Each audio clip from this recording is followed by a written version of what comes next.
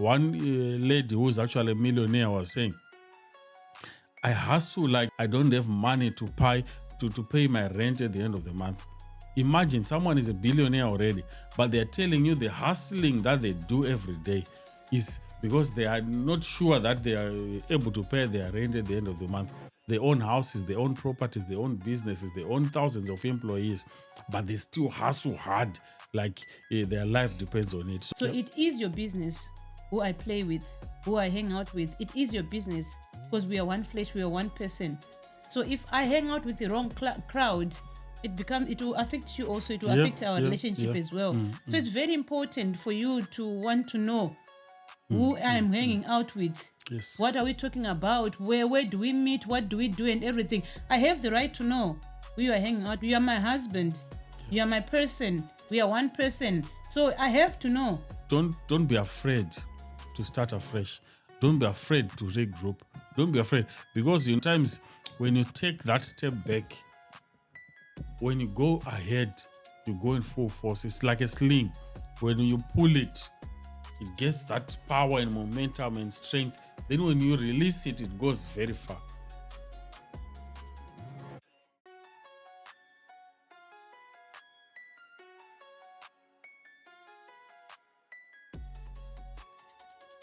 Greetings. Welcome to Real Life Conversations with Israel and Dongai. It's always an exciting time, when I'm here with my beautiful wife. Just gets excited, every time. It's your favorite segment, baby. How are you? All right, you look nice. You look rich. I am rich. Yeah. I don't know. I am rich. Yeah. Yeah, I know spiritually you are rich. I think it's not time for you to turn it to physical. To turn it into the physical realm, because material. I've heard this spiritual thing about you being rich. A millionaire and rich, but now I want You want to physically see it. You want it to manifest. I want to manifest. I want to experience it. I want the money in my pocket, not in the spiritual realm. Watch this space, babe. So it's my favorite segment, guys. How are you? Question and answer. Yeah. Where we learn as well whilst we're helping each other. It's amazing, things that you thought you know better or you are better at. When someone asks it and you try to figure it out together, you will see that you didn't really know much, and you're learning new things each and every day. You learn something new from each other. So, guys, thank you for the wonderful questions. Why it's so much our favorite segment is that this one we're actually dealing with real life questions that you guys are sending us each and every day, that we get to deal and maybe probably get to help someone or get to help another couple out there. That's why this is very important for us. So if you're not aware, we have 2 episodes that are dropping each and every week. So on a Monday drops the question and answer session. Then on a Thursday, it just drops, a session where we talk about marriages, relationships, couples, different topics, businesses, planning, mortgages and all those policies, different everything, life in general. Yeah. So guys, just log in, get subscribed so that at least you can even hit that, notification button, so that whenever we drop something, you get to see it, and get to get something out of it. So thank you so much, guys. We really appreciate it. Okay. Thank you, guys. We are diving straight into it. Yep. So the first question is, who my wife hangs out with is none of my business as a man. I think when you say none of your business, that I think gets me off a little bit, because I believe there should be some level of business that is still involved there. I cannot say, I know your friends, I don't mind. You can choose your friends the way you want. You can have your friends anyhow and everything. But to completely say it's none of my business, maybe that can be, an overkill. So why I say that is because sometimes the friends that I have or the friends that you have, they tend to influence me. They tend to share some common interests with me. We tend to have some common issues that are related to, to that relationship or to that friendship that we have. So if I'm not completely worried about who's your friend with, you probably end up with the wrong company. You probably end up with the wrong friends. I'm not saying I, as your husband, should be able to control you as to who becomes your friends. But for me, just to know that so-and-so is your friend, I think this guy think is one of those wrong. people, those men who be like, I don't want to involved in woman's business. I'm a Yeah, man, no. so that's none of my business. No, what a no. woman does, it makes me look weak or whatever. From the sound of it, it's none of my business. Like it's like when I try to involve myself, it makes me look maybe weak. Like, for example, my kids have their own friends. I don't choose friends for them.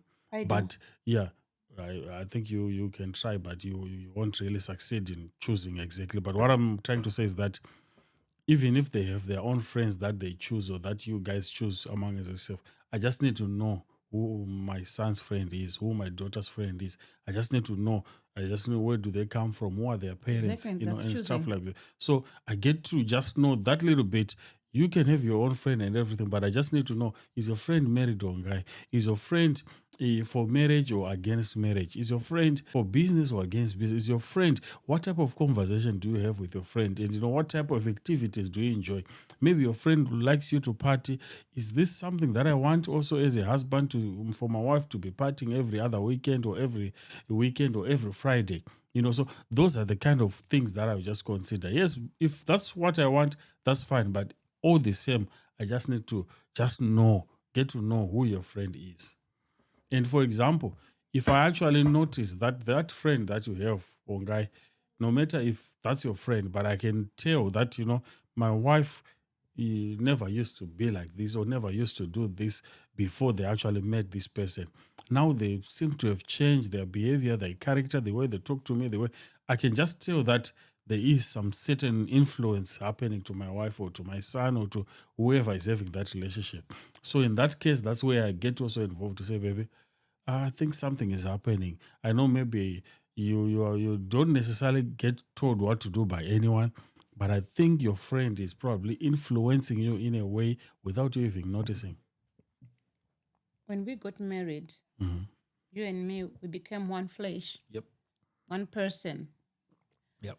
What benefits me benefits you. 100%. What I lose, if I lose something, it's your loss as well. Yes. If I am happy, you are happy as well. 100%. Anyway, in any part of our life, be it financial, whatever, if I am happy, it makes you happy as well. It benefits you as well. So it is your business who I play with, who I hang out with. It is your business because we are one flesh, we are one person. So if I hang out with the wrong crowd, it will affect you also. It will affect our relationship as well. So it's very important for you to want to know who I'm hanging out with. Yes. What are we talking about? Where do we meet? What do we do and everything? I have the right to know who you are hanging out. You are my husband. You are my person. We are one person. So I have to know. Okay, you said you've got a new friend, Mr. So-and-so. So am I meeting them? Yeah. What bro? Like I always say that for me and my husband, when we meet new people, we always talk to each other. What are you learning from them? What are they learning from you? What's the setup? Why are you friends with them? What drew you close to them? Or what drew them close to you? Why are you friends with that person? What are you benefiting from that person? Maybe it's okay if it's someone you are trying to teach something, maybe Christianity. Make sure that you're not the one now who is gonna conform to their word or to their things. You might say, no, I'm his mentor or whatever. I'm trying to help him. I'm trying to bring him to the Lord, whatever. So make sure that you're strong enough to mentor someone. Yep. You're strong enough to be the one who is pulling them and not you being pulled, because we don't want to end up being in their world and being taken into their world. Is someone you are learning from. What are their principles? Are they Christian or whatever? Because he might be a billionaire, he might be wealth and everything, but what source of his income, what source of his wealth is he a Christian? You have to learn from someone who's a Christian, because I don't want my children to be affected or for you to get into the wrong things. So it's very important for me to want to find out who you are hanging out with, who are you friends with, why are you friends with that? Like you were saying that, are they for marriage? Yeah. That kind of person, that woman that I'm hanging out with, are they for marriage? Do they appreciate marriage? Do they respect boundaries? Like what we were talking about last week. So it's very, very important to care who I hang out with, who I play with and everything, what we talk about and everything, and where we go. It's very, very, very important. So it is your business It is. who your wife hang out with, who your husband hang out with, because it's going to affect your marriage. Like you said that you will see the signs of like, since my wife started playing with so and so, things have changed. Things Her have changed. attitude, the way she speaks to me, the time that she comes home and everything, the way she dresses, 100%. everything have changed. So what kind of friendship is that? So it's very important for you to want to get involved. And there's some evil people out there. And the way, we've been watching, some movies, and I think one of the lady just wanted to get close to, for example, to you, for Did the you sake. finish that movie? I think we did, or maybe we'll finish it. But what was happening? That lady wanted to get close to you so that they can maybe get to me, to attack me. So that friend of yours, if you are not careful, And and she if was I'm actually not, jealous of yes, her. if She I'm wanted not her life. involved in that, because if I had known maybe that person, Exactly. I already know who this person is, and I know, baby, You are so smart. you are in trouble with this girl. Exactly. And I know she's after But me. she didn't tell the husband about the She new didn't friend. tell about the new friend, and it ended up getting her into trouble. Because She was when the she was in husband's ex. trouble, She was the husband's yes, ex. when she was in trouble, she actually called that girl. Said, "No, I met a new friend. I didn't tell my husband. Yeah. So she was actually running away from the husband, thinking she was going to the right person, only to end up into the wrong hands.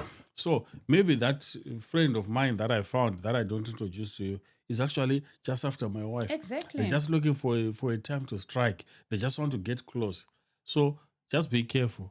And like we said before, that when you have a friend that tells you things and tell you not to tell your husband or your wife, that is a complete red flag. I mean, When I'm not someone red. I don't know which color is more dangerous than like red. black flag. Black flag. Red. Because Because red is you nice. can't be like, okay, I want to tell you something, but don't tell your husband. Imagine, I'm like, why? what do you mean? Why? My husband and I are like I know my friend always says that I know you're gonna tell your husband, so I know your husband will know about this. I'm like, yeah, he's my gossip buddy. That's the only person that I trust, that I know. Yeah. If I tell Israel about something, he's not gonna get me killed or get me into trouble Or by judge telling me someone or or do judge me anything. and everything. So I always tell you, I was with so and so. I'm sorry, girls, but most of the things that we talk about, I tell my husband, I'm sorry about that. So when he sees you, be like, That's the person. No, it's not like that. No, not everything. No, not every. When I need advice, when some my friends need advice, that's when I'm like, babe, my friend was saying this. How can I help and all that? When it's necessary, not everything. Yep. All right, next question. When is it the right time to encourage my children, especially my daughter, to start thinking about marriage and having a serious relationship? It is always important to discuss some of these things with your daughter or even with your son, about relationships, about marriage, because the last thing that you want is just for them to end up just falling into a relationship, without knowing what is a relationship, what it entails, what comes with it, and everything. But I think the age also matters, because there are some, maybe I can say when they become a teenager, you might need to start talking about it, because what's happening is there are changes happening to them, changes happening to their bodies, and also in their school where they are going. This is already happening. They are seeing people in relationships, people, chasing after boys, chasing after girls. Probably if they're a girl, someone is even chasing after them. So if you ignore this kind of conversation, you'll find out that your daughter will probably just end up falling into that relationship without even knowing what to expect, what to do. The next thing, someone will just tell them, I love you, Adora, and she's all over the place because she doesn't know the feeling that comes with it and everything like that. Probably, that person maybe will just touch her, for example, and it will raise a lot of feelings and everything. So you need to make a conversation. I would say when they become teenagers, that's where it's very, very critical, just to tell them about these things, about sex, why it's not good for them to be involved in it, what are the implications if they actually get involved. Because if you don't tell them about this, they'll probably end up being involved in some of these relationships, unaware, unaware what are the implications. They'll just kiss someone thinking, it will just end with a kiss or anything. And before they know it, they end up, doing things that they'll probably regret. So I believe this is a conversation that you need to have with your kids, especially when they become teenagers. Teenagers is what? 13. Yeah, 13 I think is a good number for them to start to think and know about these things to do with relationships and marriage. And like you always say, I think they need to start praying for their husband. I think this parent, they said that when is the right time to teach my daughter, especially my daughter, to be serious about a relationship or about marriage. I think they believe that maybe when they're in their late 20s or early 20s, when they're about to get married, that's when you're like, okay, now you have to be in a serious relationship. No, before then, when you're a teenager, you can do whatever. It's okay. But when you are now in your 20s, you have to be serious. You have to find a serious boyfriend, because now you're about to get married. Yeah. You have to teach your children from the word go. And you have to tell your children that every relationship is serious. It's serious. You never know how it's going to end. Exactly. There's no funny games. There's no like, we're just playing. We're just dating. We're just going out. Every relationship is a serious relationship. Whether you are 13, you are 15, you are 18, every relationship, and it has got consequences. And there are results that can come with it and responsibilities that come with it. Whether you are kissing, whether you're having sex, whether you are touching, every relationship is a serious relationship. You can't wait to say, okay, I want to get married when I'm 25, so I'll start having a serious relationship and staying serious when I'm 20 or 23, and then I'll have 2 years to be serious, and then I'll get married. Every encounter, every relationship that you have, it's a serious relationship, and you have to take it seriously, not waiting that way. Also, while you're there, one guy, if you realize that that person that you're about to enter into a relationship with, you don't want to be like maybe in marriage with them, make sure you don't even get involved in that relationship right from the word go. Because the only thing that is going to happen there is you just think, maybe I'll just do like, I think the last conversation was like a casual relationship, with someone. It's never going to be casual. Once you're in there, your eyes get, I think, is it blind? You won't see any of their flaws. You won't see any of their challenges. You won't see any of those things that you didn't like before you entered. You start seeing them when you actually get married. That's when you then see, oh my God, this is the wrong person. But so the only way to avoid this is to make sure you only enter a relationship that you say, if anything goes wrong, this person, I can be with them for the rest of my life. Exactly. Don't enter into a relationship thinking, maybe let's just play, but while I'm waiting for my Mr. Right or Miss Right to come, I'll just be chatting with Izzy, or just be whiling up time with Izzy. Before you know it, Izzy is your best buddy. You like him, but you won't realize that Izzy is not my Mr. Right when you get into marriage. I know you might say we are old school or we are backwards, whatever. The thing that kept me when I was in high school, when I was growing up, my mom told me that if you have a boyfriend, before it's time to get married, before you are ready for marriage, they're going to have sex with you and they're going to dump you, and you're going to regret it for the rest of your life. Instead of waiting for the right time, and then when the time is right, you have that right guy, and then you enjoy yourself in the right time, instead of trying to enjoy yourself as a teenager. And then the rest of your life, when you're married, your husband will always be looking at you in a silly way, like, so how many did you have? What did you do? Where did you lose it? Where did you miss it? And everything. So, it helped me when I was in high school. Whenever a guy comes up to me, say, hi, one guy, how are you? Do you want to go out with me? I'm like, yeah, but we must have a plan first. I used to be a comedian. I used to be fun when I was in high school. I was like, but we need to have a plan first. You need to tell me when I'm going to meet your mother, when we're going to get married, and how many kids you're going to have. Like, we're only in Form 2. What are you talking about? We're only in year 8. Well, what do you mean you want to meet my mother? I'm like, no. What? Okay. Now we are in Form 2. We are in year 8. What do you want to do with me right now? You said you want to go out with me. What do you want to do with me? If you're not ready for marriage, if you were not ready for that next step, so tell me really the plan. What are we doing this for? Where are we going with this? What do you want from me? Like, we can just date, we can just kiss and whatever. And then after kissing, what do we do? Those feelings that arouse and everything. After we have kids, what's the next step? Yeah. We're like, one guy, we're not even started dating. I'm like, no, I need a plan. Whatever I do, I need to have a to plan. know. I need to know, okay, I'm started to date James. So here's the thing that we're going to do, this. And then just like that, the boy will be running. I'm like, you are crazy. How can you talk about meeting my mother at Form 2? I'm like, yes, if you're not ready for that, then move on. deal. Yeah. I'm like, someone who come, I'm walking in the street. I used to do that with my other friend, with my childhood friend, who'll be walking in the street, and then they'll be like, hi, how are you girls? Like, hi, how are you?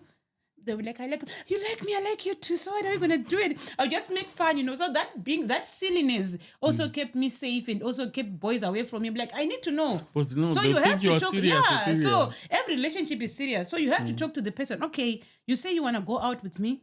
You want to date me? What's the plan really? What are we going to do? This date thing, we are 13, we are 15, we are 16. What is it that we are going to do? We're going to chat, we're going to kiss, we're going to touch. And then after that, what's going to happen? What's the next step? What's the plan? So are you saying that we're going to be soulmates? Now we're 13, we're going to be dating until we are 24 or 30. When do you want to get married? At 30? And I'm 13. Yeah.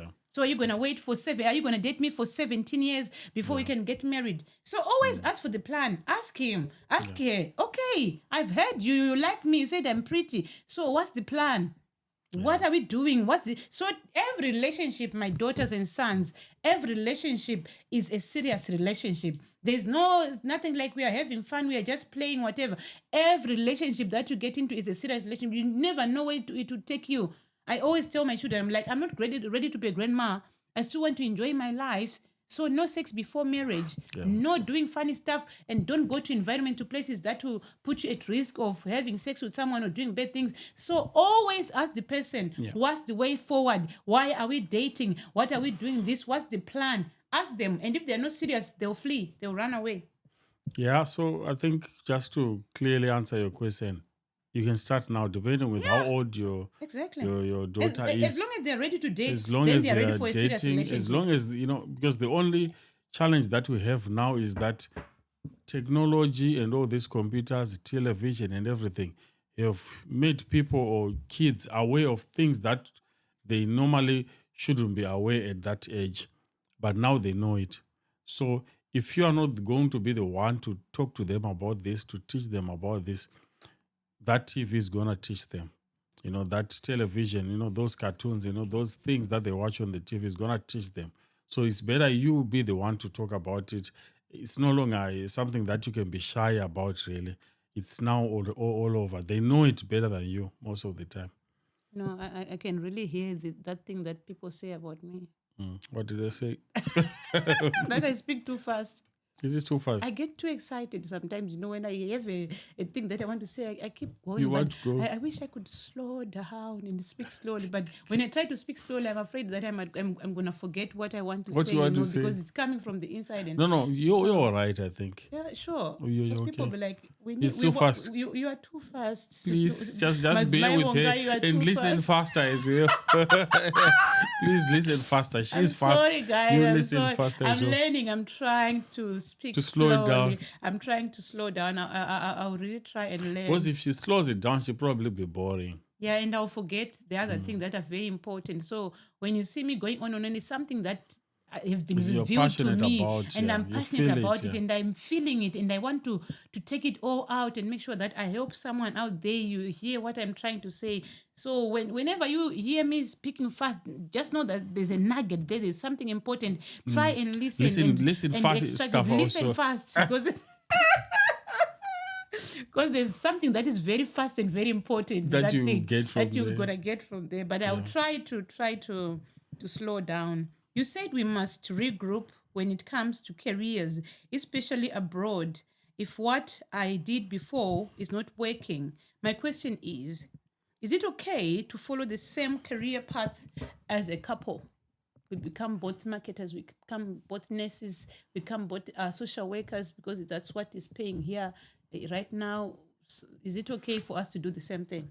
I don't see any problem with that. But what I just want you to understand is, are you both passionate about that particular career? That's good. As a couple. That's good.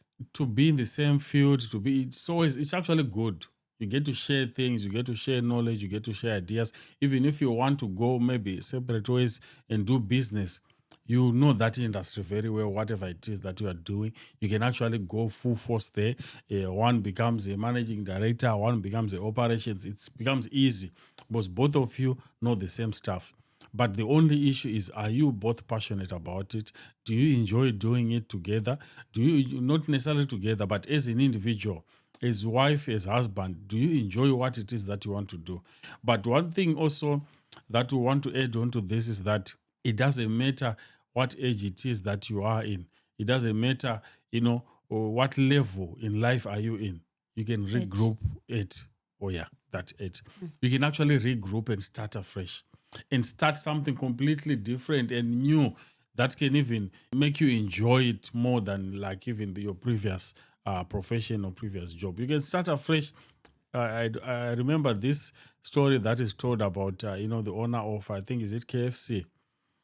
This Kentucky Fried Chicken. Yes, that the owner of that store, the one who started it, the founder. They were maybe, I think, old, I think probably in their 80s or something. Colonel Sanders. He's probably, I think, 80 years when they founded, that KFC that we enjoy right now. So it's always important to see that from that age, whatever age it is, you can start something fresh and new, and that can change lives, that can change even your life and everyone else's life. Imagine now KFC, everyone is running. I want KFC, I want KFC, I want KFC. Everyone, my kids, KFC, every other day, they always ask me about this. Why? Because someone started it even when they were 80 years, and it changed people's lives. Until today, people want to, to eat KFC. So it doesn't matter what level or what age or what country you move in. If you move into a different country and you realize what you used to do in your own country or the other country that you are coming from, and you see that, that one doesn't work and there's something that works in this new country that you are in, start that new thing. Get into it. And one funny thing is, maybe it will take you 5 months, 6 months, 1 year to just transition into that new role. Before you know it, you are now flourishing in that new role and start going ahead, going places and everything. So don't be afraid to start afresh. Don't be afraid to regroup. Don't be afraid. Because, sometimes when you take that step back, when you go ahead, you go in full force. It's like a sling. When you pull it, it gets that power and momentum and strength. Then when you release it, it goes very far. So don't worry when you actually get pushed back and say, "Oh, I'm supposed to be there. Now I'm starting afresh. Now I'm at the back. Now I need to." No, don't worry. No matter how far you at the back, you go back where you're supposed to be. What happens is when God blesses you, when you are doing something already, and if you remain consistent, if you remain with God in doing what you are doing, God is still going to take you even further than that place that you are in. It doesn't matter. I always watch, there's a program that I watch. Is it the School of Hard Knocks or something? I watch it, and there are several billionaires and millionaires that come on that program. And one question that this young man that interviews them who asks them is to say, so if we are to take all this away from you now, you're no longer a billionaire, will you be able to, to get it all back? They will all tell them, it doesn't matter if you leave me with nothing today. I can climb back because I know how it needs to be done. I know it only takes that power and that consistency and that energy, that drive to tell you to say, I need to do this, I need to do that, I need to go there, I need to go there. Even when I think Prophet Makande was speaking, I think, is it today? I think on this Sunday service, he was saying that sometimes you find out that you don't have something, or maybe you were not born in a family that had wealth, that was rich already, that had everything. You were born and you are actually starting to start from scratch. Everything that you're doing right now, you are starting from scratch. So he was just saying that sometimes the reason why you were actually born into that family is because God knows the potential that is in you. So he knows that you can actually move ahead from that zero. Because what you are thinking, what you are focusing on is, I need to grow, I need to succeed, I need to excel in this. But if you were if you were born in that family where you had everything was sorted, you just chill. You have everything. You don't have that push. I know there are many people who are born like, in rich families, and they have that zeal to even become better. That's fair enough for them. But some of them, many of them actually, when they're born with wealth and everything, they become, some people that, don't focus on life that much. They just know everything is sorted. They have the money, they have the houses, they have the cars, they have everything. They have everything that they need, they already have it.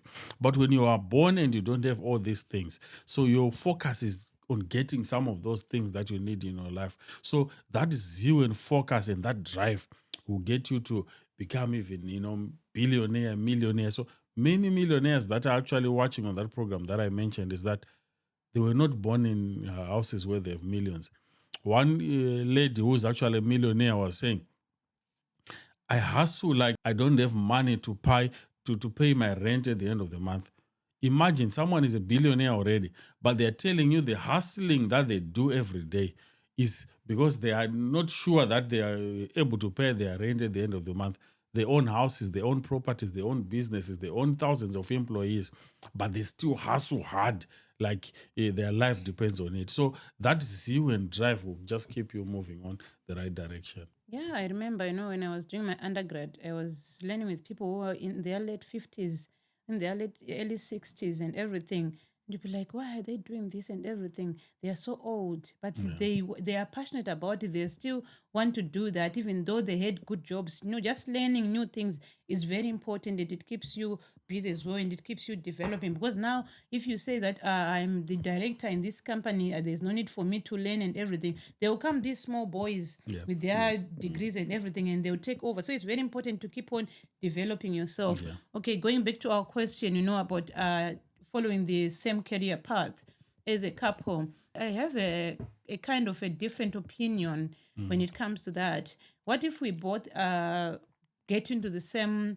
career or the same field, and then that field flops, and then machines take over that field, and we are both in that field, we work in the same industry, probably for the same company, something goes wrong, how are we going to manage and everything? How are we going to come back? So I think it's important for us to have different career paths so that we can complement each other. Like you said, let's say that we open a company, a health company, I'm a social worker, you're a marketer. It will make life easier for us. I know the health aspect of it, you know the marketing aspect of it, so we complement each other. You do the marketing and everything, I do the health part of it and everything, and then we complement each other. So I think if possible, try to do different things, and also complement each other. Even right now, as you are working for someone, you are working for a job, yes, think about that, which one is paying better and everything. And also don't forget your passion, something that you are passionate about that you're going to enjoy. And also at the same time, think about the future.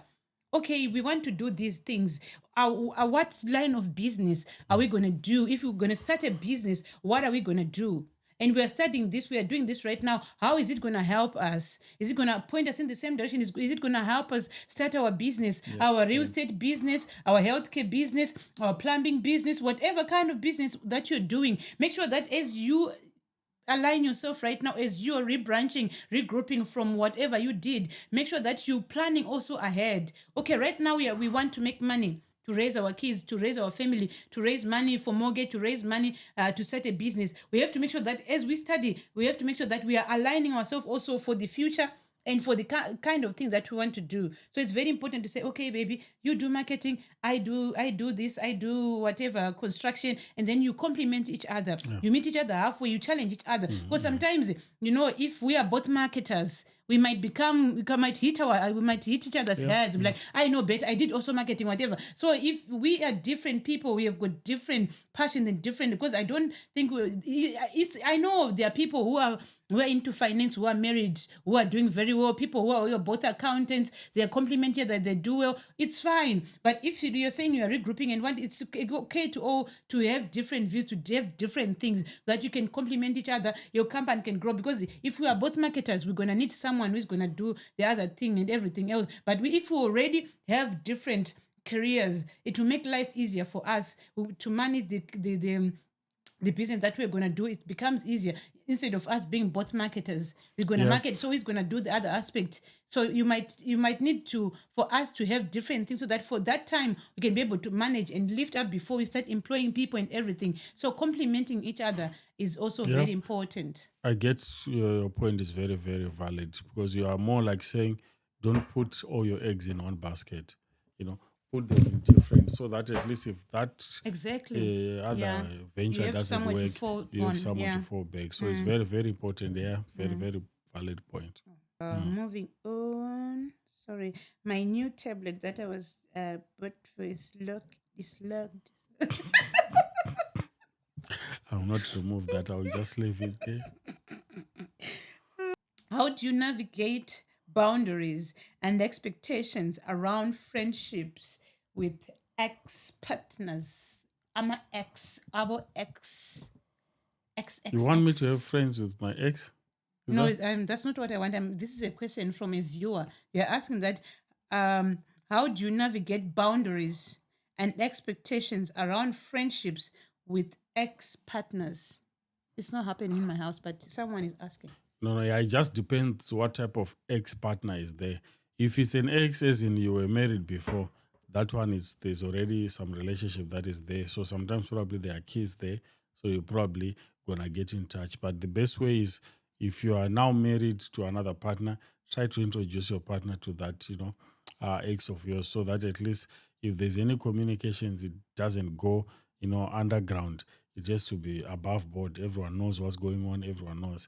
But if it's an ex that happened before you got married, and there's an ex that happened before I got married, I think those exes it's no longer necessary to keep any of those, relationships. Because remember, if it's an ex, it's someone who actually you loved, and probably there's something that you still love about them. Probably you just maybe differed in one situation or one issue. So chances are, if you continue that relationship, probably you forgive them along the way. And I don't know what's going to happen if that happens.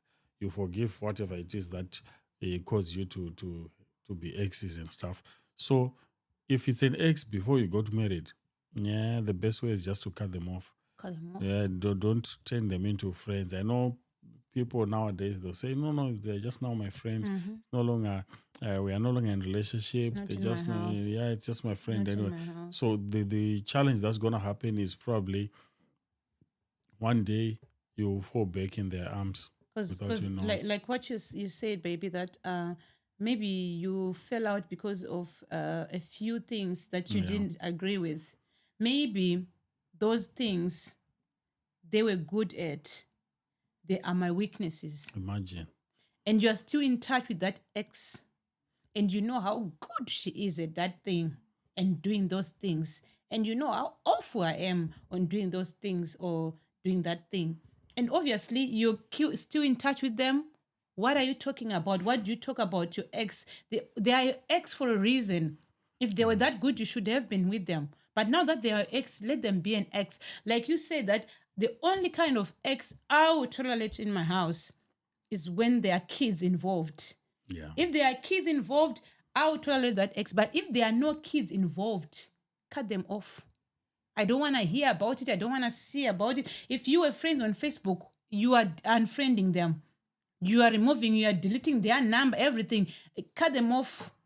We don't want to tempt each other. We don't want to get tempted. Cut them off if there are no kids involved. And like you said, if there are kids involved, it's your ex-wife. She's talking to me about kids and everything and whatever. She's talking to me. You are not talking to your ex-wife. We have to create that thing so that you don't keep on talking to her and getting connected. Okay, you want to talk about the kids, talk to my wife and everything and whatnot. If they don't want to talk to me alone, we talk together. We are there, it's a meeting, we go together, it's a conference call, whatever. They want to talk about kids, I'll call you when I'm with my wife. Don't put yourself in situations that will put you into temptations and will put you in a compromising situation. But saying we are people, we have got feelings. You have been maybe dating for 7 years or 10 years, whatever. You have had sex, you have had a relationship, probably you were married and everything. There's a bond, there's that connection. And you're telling me that you're having a movie night with the kids. The kids want to have a movie night with mom and dad and everything. And you are spending the night together, or you're spending the night. It's just a movie night. Do you want to die? That it's not happening. It's not not happening. happening. So if it's about the kids they'll come to my house. You are not meeting with the ex and like, hey, we want to maintain this about kids, whatever. You are not maintaining any parents, whatever, any family, whatever. The family is broken, it's broken. Kids have to be told the family is broken. Me and your mom are no longer together. I am married to Wongai now. So my family now is me and Wongai. If you want to have a family night or family time, it's me, my wife, and my new kids and you guys. Then we can go for a movie. But me and your mom, we cannot go take you for a movie or go on holiday. I'm going on holiday with the kids and my ex-wife. I'm going on holiday with my ex-wife, my ex-husband. You are not going. You are not invited. We'll be back after 2 weeks. Really? Yeah. It's not happening. So yeah. Unless there are kids involved, yes, we can continue that relationship. But if there are no kids involved, cut them off. Is it necessary to have common interests and hobbies as a couple? Necessary might be a strong word in that regard, but it is important if that's possible. It's important if you can have common needs, but individuals are different. There are chances that maybe you might not enjoy the same things. But I don't like The Walking Dead. Yeah, but it is more beneficial if you guys share the same interests. Because if you actually share the same interests, you get to enjoy the similar things, everything. But also, normally, before actually people get to get married, sometimes when you are dating, you get to ask each other, what do you like? I like this, I like that. And if I like it too, also I also get to like it. If I don't like it, I learn about it. If I like it, then if I don't like all the things that you like, probably you are not supposed to be in that relationship. Yeah. Because that relationship will be difficult for you, because when you're enjoying the things that you like, I don't enjoy the things that you like. Like, for example, you said you don't like The Walking Dead. I don't like, those Korean movies. I don't mind them, but you like them so much to the extent that I'll be like, what's going on? Is there a boyfriend in there that you enjoy in that Korean movie or whatnot? So it's important to like or to have common interests, because you just do you. Whenever you're out there, you want to watch a movie. He likes action. I like romance. So you always find an action that have got romance, romantic, action, romantic. What do you call it? Yeah, action, romance, or romantic action. What do you call it? There should be another proper name, man. Action comedy. And rom-coms also. He likes comedy. I likes romance. So yeah. So we meet halfway. If you get common interests, you find out that when you just come on the TV and you sit, you get a remote. I will just be sitting there chilling. I don't even get to know what are you looking for. I know whatever it is that you're going to find, we're going to enjoy it. Because I know what you like. You know what I like, and you like it as well. So we're going to have a good time. Just for example of movies. So it happens also if you like traveling, if you like, going for drives, if you like going for swimming, if you like going for different activities, if you like traveling, holiday and whatnot. If both of you enjoy this, you'll have a good time. Because I can say today, baby, we're just going to London just to drive and come back. And you're up for it. He likes driving, I like driving, or we like just looking for, different restaurants, whatever thing that you enjoy. You can then just have a good time. Whenever you get a chance, you go, you get to bond, you get to connect, you get to enjoy, each other's company. But if you don't like, maybe before we drive 50 miles, you're already asleep. But I think it's also very nice and very important to have different hobbies and different interests. That excitement that you have on your face when you're telling me about The Walking Dead and how you enjoy and what you learn and how it makes you feel, you sharing with me that feeling, that aspiration, whatever excitement, and me telling you about my Koreans and everything, that thing, and also you liking whatever, shooting games, whatever, I don't know what it's called, taking me there and teaching me. That's very important, because sometimes when you like the same thing, you become boring. But having different interests also brings us together. It makes us bond when you're teaching me, when you're telling me, when you're all excited about it. I like the beach. you like driving long distance, so we'll be driving long distance, you'll be telling me about it, we'll be talking about it and everything, and then we get to the beach, I am happy, I'm relaxed, I tell you what I like about it and everything. So we keep on learning new things about each other, we keep on exploring each other if we have got different interests and different hobbies. So everything is equally important, everything just has to be balanced. Be it different interests, be it you want things also that bring you closer, that you like both together, and you also want to have your own space and your own kind of thing that you like, that you can also bring each other to it and also learn about each other, and also to tell you about my interests and the things that I like. Oh, I was reading this book, this romantic book. So it's about what and that. We are doing that, whatever, driving that long distance that you like. I'm telling you about my movie. And you see that excitement, when you have a business idea, the excitement that you have on your face, So if I have something different, it makes me, when I'm talking to you, when you're telling me about it, it brings me this excitement. But if we have the same interest, the same thing and everything, it kills that excitement, that vibe, of getting excited about things. It's the same thing. He knows about the movie. He knows about it. We like the same thing. So the vibe, the excitement is gone. So it's also important to have also those different aspects and those different hobbies and those different things that brings you together. You want to teach me, you want me to learn about it so that we can become closer. So make it 50-50. Have common interests and also have different ones that you can teach each other and that can bring you closer to each other.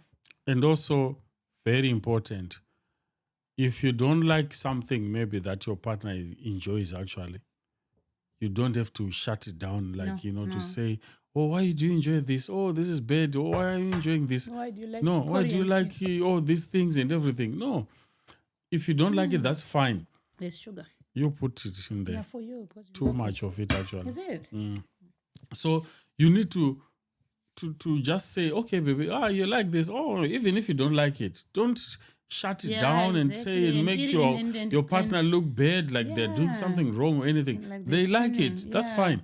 If you don't like it, that's still fine. Don't demonize it. Don't say maybe you don't like a specific food, but your husband, your husband or your wife enjoys that type of food.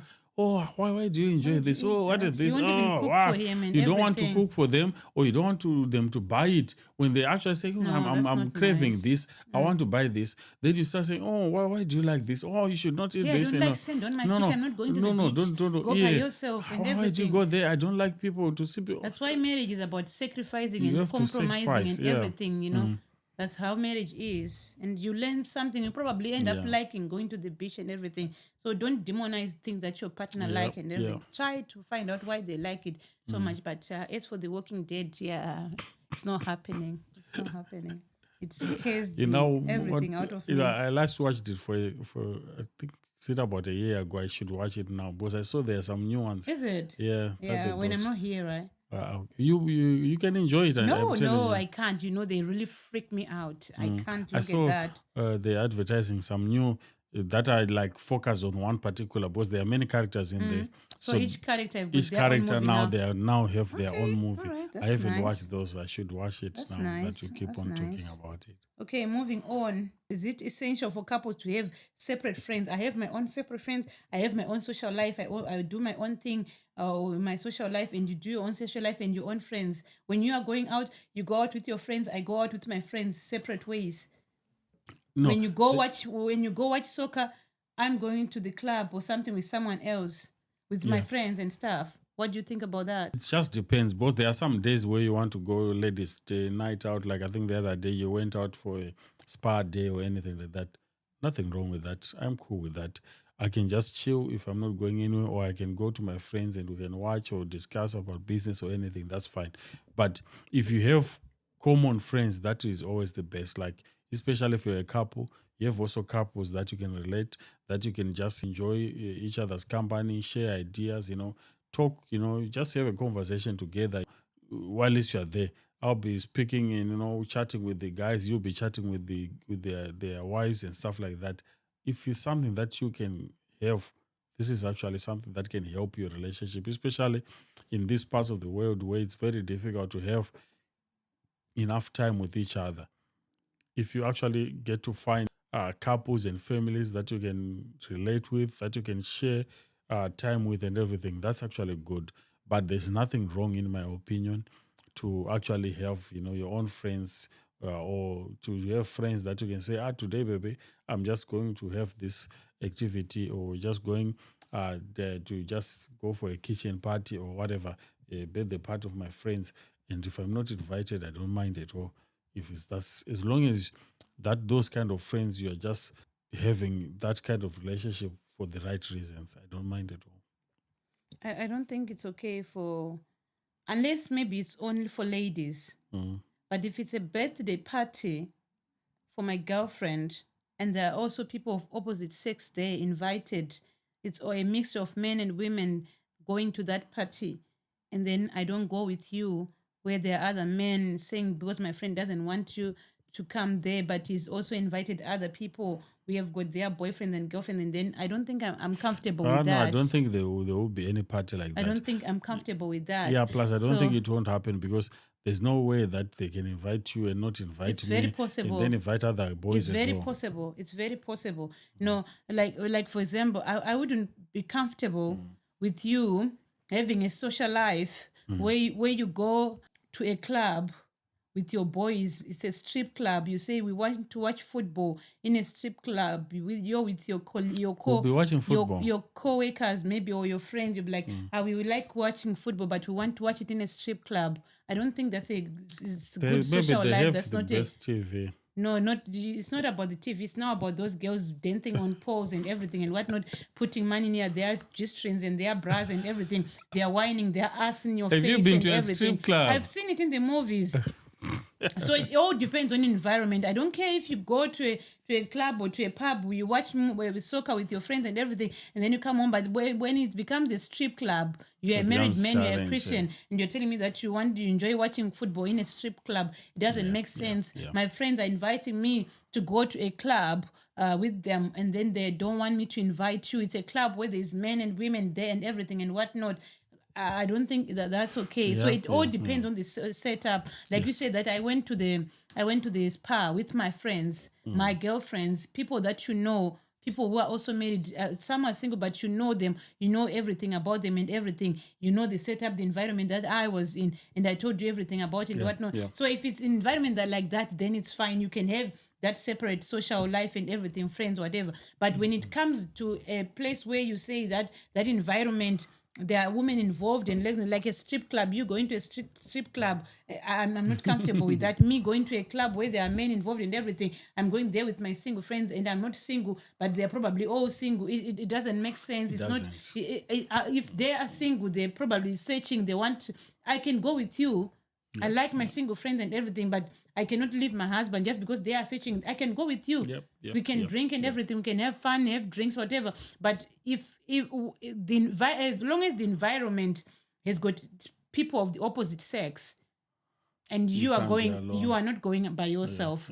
If the environment is of the opposite sex, I'm not going by myself. But if it's a kitchen party, it's a club where we are going, just girls having fun and everything, whatever, going to a spa with my girls, you are going to watch soccer with your friends and everything, you are going bowling with your friends, that's okay, that's fine. But when it comes to that environment, having people of opposite sex and everything, and you are not inviting me there, your friends are not inviting me. I remember once there was a wedding where you guys were invited. They said that only men are invited, women are not invited to that wedding. To a wedding? Yes, to a wedding. You remember, I don't want to say names. We were not invited. And then we got to the gate. When we got there, like, we have got here, the Sundawas, they are here, but they brought their wives, but the cars, it's only their names written. It's only written Israel, Danny, Jimmy, whatever. Only their names are written, but their wives are not invited, but they are here. So the wives are asking that if our husbands are not getting into that, if you are not getting to that wedding, we are not getting into that wedding, neither our husbands. So they called one of the wedding. They called him like, hi, Mr. So-and-so, the Sundawas are here. The wives are saying we are going back with our men if we are not also invited. I was like, I'm very sorry. There was an error. It was not supposed to be like that. They were supposed to write the men and the wife also. It's a wedding. How can you say you are trying to get together? You are trying to get married. You are trying to build a union. And then you are separating us from our husbands. You're saying my husband should come to your wedding. To see you getting connected to someone, but you're trying to destroy my marriage, because it would definitely destroy my marriage. How can you say my husband should come to your wedding and I should not? So things like that, you have to be careful. You'll be like, my brother, I saw the invite, but if my wife is not invited, I'm not coming. It's a wedding, for crying out loud. How can you say my wife is not coming? So you just have to, it's okay to have different social lives, but you have to be careful the setup, where they are going and what they're going to be doing, so that you have to put all that into consideration. Who must have the final say, be it talking to our kids or an argument, the husband or the wife? The final say, I don't know if it's in relation to decision making in the house. I think the man is always like, the head of the house. But despite that, you just need to agree together as a wife. Communicate, have a conversation, speak to each other, find out what your wife is saying, find out also what are my thoughts on that issue is. Then we discuss. Then ultimately, a decision needs to be made. And a decision cannot be made by two people. So it's just that. And it also, to me, it depends also with the type of decision that we are making. For example, we are talking about buying something in the kitchen, or for maybe you want to buy a new fridge or a new stove or whatever it is that you want to buy. I can have my comments on it and everything and say, I prefer this brand. This one, I like it because of so and so. But if you say, no, baby, I prefer this one, that's your call. It's your stuff. You, the one who will be using it more than me. So you go. But maybe when we're looking for a car, I know maybe you like a car. You can look at it, look at the shape, Colors. and you look at the color. You like, I like this car because of that color. But I can just say, baby, yes, the color is okay, but maybe the brand is not what we want. Because maybe that I have more knowledge in that, and you have more knowledge in that. So as a couple, you just need to know each other. You just know, okay, my wife likes this or like this. I'll always try by all means to get what you like, but at the same time, I know I try to get you what will last for you or something like that. It becomes weird when you are having a conversation or you're talking to the kids and you're having an argument, you're discussing something, be it where to get a house or start a business, what kind of business. When you actually have a conversation that you have to think in that conversation that, okay, so by the end of this conversation, my husband has to have a final say. When you have been married and when you are married, you're just discussing something, you're talking something. It just flows. Yep. It just goes naturally. It doesn't have to say who has the final say. Only Jehovah has the final say, So I don't think it's necessary to be like you be gauging, like, okay, is the discussion coming to an end? I have to make sure that my husband has the final say. I have to make sure that my wife has the final say. I don't think it's necessary. The conversation must have just flow. Give each other a chance to discuss, because it becomes monotonous. It becomes rigid. It becomes weird that you probably won't even say the thing that you want to say because you are trying to have the final say. You are trying to say must have the final say. It's just a discussion. We are talking. I actually wanted to add on to say that, you mentioned the word rigid. If you are too rigid in that relationship, you end up maybe closing out very important ideas, very important, even in a company. Exactly. If that boss is too bossy, they don't want to listen to anyone. Say. They just want to be the one to tell everyone what to do. They're going to close out a lot of business. Seriously. And clear good ideas that can change the organization or that can change your marriage. Exactly. So be open. Even if you are the husband, I want to be the one to make the last word. Yeah. Still, let your wife say what they need to say. Their piece, let them say their piece. Let them say what they want to say. How you always say when we are here at the podcast, like, do you have anything else to say before you close? You always ask me, do you have anything else to say? If when you are discussing things, will just flow. It's not all about, hey, who knows what. Things will just flow, especially when you are giving each other a chance to explain, okay, baby, I think if we get a SMEG, it's this, whatever. If we get a Samsung fridge, it's this benefits and whatever. We are talking about, we are discussing. Yeah. We are helping each other. But if it becomes like my point, your point, whatever, it's like a competition. No, just have a smooth conversation. We are talking to the kids. I might have a good point, say something nice. Just because you are the dad, you don't have to try and say something on top of that just because you're trying to say, I must have the final say or the last say. You're probably start to confuse the child by trying to add in something. You actually heard that your wife, what she said was a really good point. I think we can wrap it up now. What we say to the kid is now, okay, the kid has heard us, what you're trying to say to him. But just because you are the man, you're like, I want to have the final say. Then boom, you're like, where is that coming from? Does that even come into that conversation? Do you have to say that? So it's not all about, it's not a competition. It's all about being constructive, trying to help each other and everything. And if the argument is heated, give it a pause. Let it cool give down. It a break, cool down, go to your separate corners, do something else, and then come back to it. Okay, so where were we, baby? Because you don't want to end up saying things that you regret and everything and whatnot. If it's too heated and you can't come to an agreement, just go to separate corners. Take a chill pill, and then later you can come back together. When my wife and I met, we both had kids from our previous relationships. Now we have bought a house. Do we put kids from both sides as beneficiaries or the one that we had together? When we're talking about kids, one thing that I just learned, I think when I was growing up, I think one of the elderly guys told me this. He said, when you have kids, it doesn't necessarily matter where they are coming from or, who is the father, who's the mother, whatever. That's why you find out people can actually adopt kids and take good care of them and get to inherit a lot of fortunes and everything. Because what just matters is the love that you are giving to that particular young boy or girl. Because you don't really need to focus much on where they're coming from or anything like that.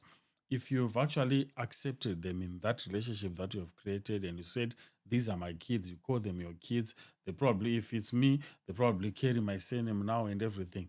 I've literally adopted them as my own. So there's no reason to separate them maybe from my biological and my other kids. If I've accepted them, they are mine. They are all my kids. They just deserve the same, same treatment that I'll give them. For let's say if they join me when they're still very young, maybe 5 years or anything, they're going to probably spend the rest of their life with me. I'm the parent, I'm the dad. So whatever it is that needs to be done for them, I have to do them. So if it means I leave an inheritance for them, I have to leave it for them. Where do you expect they'll get it from? Because remember, that other relationship actually failed. It's no longer part of them at all. And I'm the only one who's there for them. So just think of it like you've adopted someone. If you adopt someone, you treat them like your own. They are your own because you've actually said, I'm going to take you till death, do us part. So just do that. There's nothing wrong really. I was talking to this friend of mine. She was saying that my son from my former marriage, he's well set up. The dad takes care of him and everything. He has got a trust and everything. Everything is set for him. He has put him as part of his inheritor and everything and whatnot. So in an instant like that, I don't think that one house that you have bought is necessary for you to put that child. We have got a trust fund and everything and whatnot. Maybe this one from the husband's side, they did not have that kind of setup. They did not have the money and everything. You can add those in the new one. So it's not about competition and we're trying to say, hey, it has to be 50-50, whatever. If it is necessary, if you have to put them, if they are young enough from both sides, add them, put them, whatever, or get more properties, whatever you can do. So it all depends on the setup. Of where the kids are coming from and how your former relationship was like and everything. If they are well taken care of and everything, they have got their own inheritance from the other side. Why bother? Why trying to do the competition and everything? You can put that one child, the one that you have together. But if they also need that, you can also give them a percentage of that inheritance and everything. 100%. And all of them, even that one from a well-up family, from the well-up dad, for them to just feel like they are part of the family, you can just give them a percentage. We know you are well-up and everything, but you also have a percentage in this house, like what I was saying the other time, that my brother-in-law, the father-in-law and everything was rich and everything. They had everything. But they say that even though I have 10 kg of sugar, if you bring me a cup and say, Baba, I've brought you I'll be happy because you have done it for me. It's coming from you as my son-in-law. So even if they are well up and everything, well off from where they're coming from, just them think that, my mom thought of me in her new relationship. She also put me as couple as part of beneficiaries of their property and everything. That makes them feel important and also loved. So I think it's just important to add all the children onto that property so that they can also feel loved and everything. And in a way, and you have to make sure, I don't know much about the law, but you have to make sure that you set it up in a way that they won't fight over it and everything, to make sure that whatever you do, it's done properly, that even if both of you are gone, they can still manage to benefit properly without fighting over it. Make sure that the paperwork is done properly so that there won't be any problems in case you are gone and they have to share the property or the benefits from the property. Yeah. That's the last one? Yeah. Thank you so much, guys. We really appreciate you. Always have a good time when you're here. I don't want to lie to you. And I hope you guys also are having a good time out there. And some of the conversations that we start here can actually help you to start another conversation there in your house as well. There's probably something that we'll discuss. And also, if you have something that maybe you don't want to discuss it with your husband or you want to discuss it with your wife, send it to us. We'll discuss it on your behalf. They won't even know that it's you. They won't even know. Then you just make sure they listen to it. You send them this episode. You said, please, you listen to what Israel and Ongai were talking about, and then before you know it, your issue has been resolved. We'll resolve it. Guys, we are really, really so grateful. Some people we are meeting, we didn't even know that they follow us, they watch us. They'll be like, I was watching you, and they'll be telling you word for word that you remember like that segment when you're talking about that, and I learned that. I was like, oh, okay, really? I'm like, yeah. So we really appreciate the support, guys. Keep it going, keep on sharing with others that they can also learn and then they can have their lives changed and get better, whether they're single, dating, whatever. Just share with them so that they can also get ready for marriage and stuff. We appreciate the support, guys. We appreciate everything. Thank you so much. The reason why we do this is so that marriages can be enjoyable. You can enjoy each other, you can love each other. Because probably, long time ago, there used to be some aunties and, some uncles where you go there, you sit, or maybe they'll come to your house and they can get to share. Now it's different. People are very busy. You probably, your auntie is actually also needing the same help as well. So you can actually benefit something from us when we share something like this here. Thank you so much, guys, for your support. See you in the next episode. If you haven't subscribed, please just hit that subscribe button. Thank you so much. Bye, guys. Take care.